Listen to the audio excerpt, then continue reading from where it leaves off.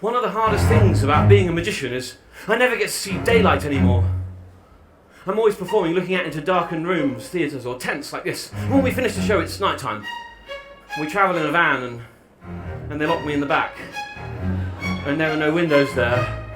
When we get to a hotel, sometimes there isn't a view or there isn't a window. Which is a shame because my creative process has always been that I stare through a window. And I stare through this window and I imagine impossible things on the other side. So I had them make me one.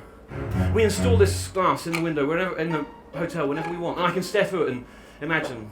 It's why I imagined a handkerchief exchanging places with the stone of a peach. Did the same person who gasped at the fan opening just gasp at that? There wasn't even any glass in it. It was just mime. It wasn't even mime. It was the most functional level of basic mime. But it's through this window that I imagined the world transformed into snow, a handkerchief exchanging places with the stone of a peach. I saw everything you'll see tonight. Now this is just a simple wooden frame. It's been designed to perfectly accept a sheet of glass.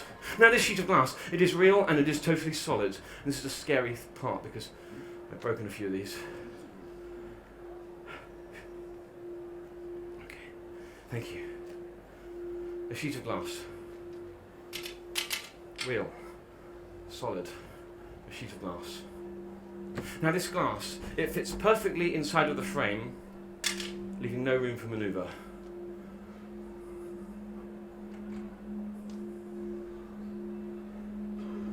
Okay, like that. Now, as well as the glass, I've also got these. These are two simple wooden shutters. They are nothing more than just a piece of wood that we've drilled holes into. Now, very childlike laugh from down there in the front row. It's because I'm holding it like that. That is absolutely pathetic. Shouldn't hold them like that though, should I? I should hold them like that. Hey! Okay, right, two simple wooden frames. Would you have a look at that simple shutter? Make sure it is just what it appears to be, a piece of wood. I see you pretending to care about that piece of wood there. Now, this isn't really about the shutter or the glass. It is in fact about the magic wand.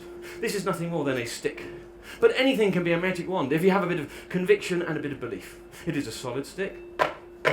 And tonight this stick, it will do whatever I want it to do. What I want this stick to do is I want the stick to pass straight through the glass as if there was nothing there.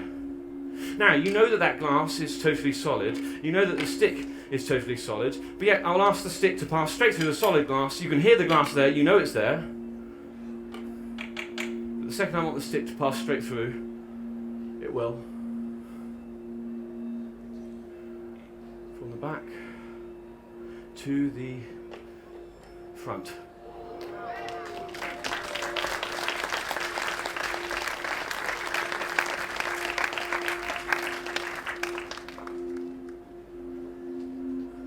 Not only up there, but also down here, passing straight through as if there's nothing there, which is totally impossible because you know that the glass is totally solid, and so too is the stick, and there you have it, a totally solid sheet of glass.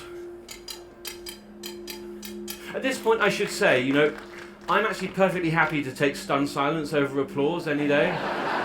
No, really. Any old walrus can applaud, but the gasp is so much more powerful for me. Now, I've done this a lot of times, and people have quite a lot of different theories. One of the theories they have is they say, I know, sneaky old Ben has got some kind of sneaky way that the glass can hinge backwards. And when the glass hinges backwards, maybe there's some way the stick can pass through in the gap. But that would be impossible, because tonight we're working totally surrounded. There's people sitting there. It didn't hinge backwards or anything like that, did it? No. It's impossible in a room totally surrounded, in a room made of mirrors. However, this time, I'll tell you, one of the theories people have is that maybe the glass somehow slides within the frame. Maybe it can somehow sort of slide down a trapdoor and it isn't even in there at all. Maybe it's just the sound of glass or elaborate mime. But can you imagine how much misdirection I would need to get away with something as audacious as the glass leaving the frame? Which is why I'm now going to do rhythmic gymnastics over here. It's hard to take your eyes off it, isn't it? It's an interdisciplinary, multi-skilled performance piece, this show. Thank you. Actually, I have to do this to get my Arts Council funding. Did anybody see the glass go? No, it didn't go. It's still there. It's highly polished, it's hard to see, but it is still there. You know it's still there, you can see that it's still there. However, anything I want to will pass straight through. A wand, or for example, I don't know, my finger. I promise you that is my finger, which is totally impossible because you know that the glass is absolutely solid. And there it is. And this time the stick will pass straight through, along with the ribbon, and I will pierce the glass as if it was nothing more than a piece of silk, from the back to the front, or from the front to the back, stitching through the glass on this side, and also down here on this side, stitching straight through the glass. Totally impossible because you know that inside of there is a real solid sheet of glass, and there it is.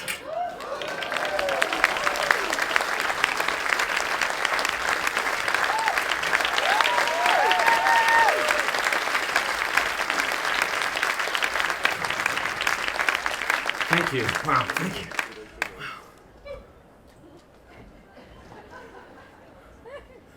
It was terrifying. As I held that glass then up in front of me, I saw a reflection of myself sort of superimposed into a seat there in the audience. And I wasn't sure at that moment as if I was on stage doing the show or perhaps there in the audience watching the show.